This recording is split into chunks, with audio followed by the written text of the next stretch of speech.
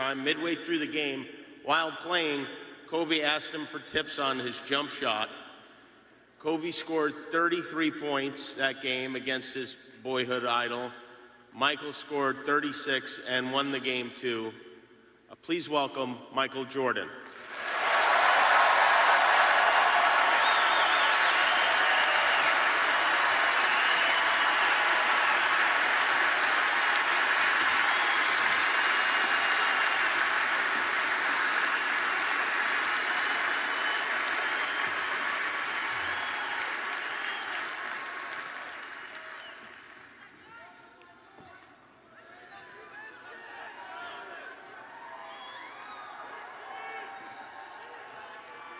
I would say good morning, but it's afternoon. I'm grateful to Vanessa and the Bryant family for the opportunity to speak today. I'm grateful to be here to honor Gigi and celebrate the gift that Kobe gave us all. What he accomplished as a basketball player, as a businessman, and a storyteller, and as a father.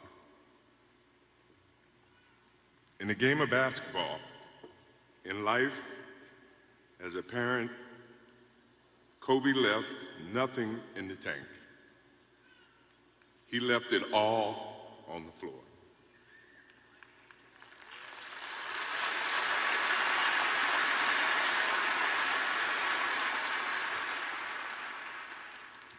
Maybe it surprised people that Kobe and I were very close friends, but we were very close friends. Kobe was my dear friend. He was like a little brother. Everyone always wanted to talk about the comparisons between he and I just wanted to talk about Kobe.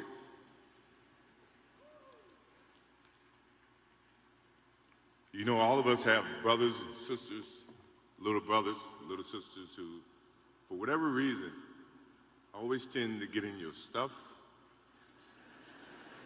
your closet, your shoes, everything. It was a nuisance, if I can say that word. But that nuisance turned into love over a period of time, just because the admiration that they had for you as big brothers or big sisters. The questions, the wanting to know every little detail about life that they were about to embark on. He used to call me, text me, 11:30, 2:30, 3 o'clock in the morning,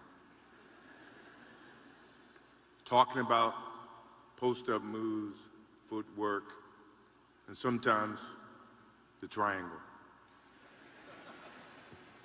At first, it was an aggravation.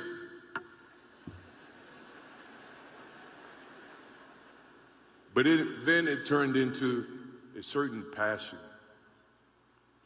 This kid had passion like you would never know.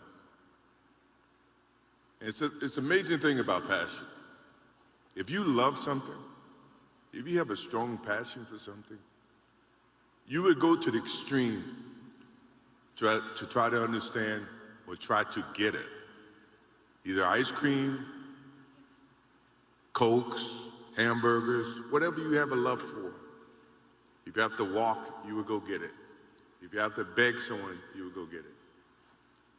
What Kobe Bryant was to me was the inspiration that someone truly cared about the way I played the game or the way that he wanted to play the game. He wanted to be the best basketball player that he could be. And as I got to know him, I wanted to be the best big brother that I could be.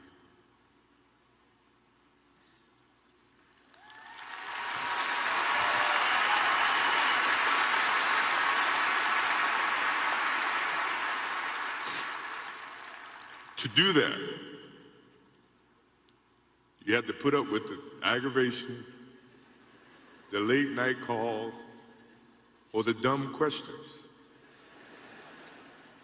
I took great pride as I got to know Kobe Bryant that he was just trying to be a better person, a better basketball player. We talked about business. We talked about family. We talked about everything. And he was just trying to be a better person.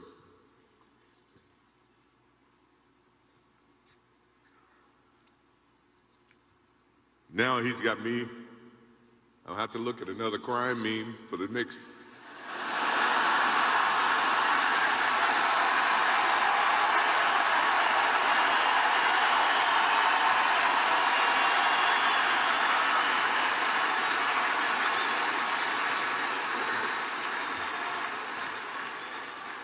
I told my wife I wasn't going to do this because I didn't want to see that for the next 3 or 4 years. That is what Kobe Bryant does to me. I'm pretty sure Vanessa and his friends all can say the same thing. He knows how to get to you in a way that affects you personally, even though if he's being a pain in the ass. But you ever have a sense of love for him in the way that he can bring out the best in you. And he did that for me. I remember maybe a couple of months ago, he sends me a text. And he's saying, I'm trying to teach my daughter some moves. And I don't know what I was thinking or what I was working on. But what were you thinking about when you were as you were growing up, trying to work on your moves? I said, what age? He says, 12. I said, at 12, I was trying to play baseball. He sends me a text back saying, and this is at 2 o'clock in the morning. But the thing about him was we could talk about anything that related to basketball, but we can talk about anything that related to life. And we, as we grow up in life, rarely have friends that we can have conversations like that. Well, it's even rare when you can grow up against adversaries and have conversations like that. I went and saw Phil Jackson in 1999 or maybe 2000. I don't know when Phil was here in LA. And I walk in and Kobe's sitting there. And the first thing, I'm in a suit. First thing Kobe said, did you bring your shoes?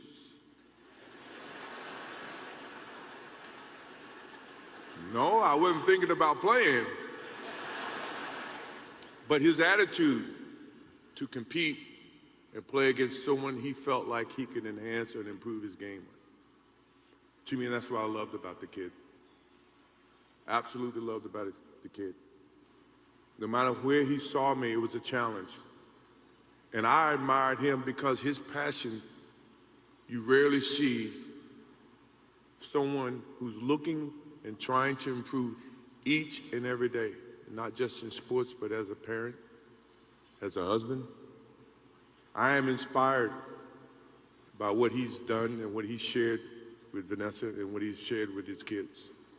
I have a daughter who's 30 I became a grandparent. And I have 2 twins. I have twins at 6.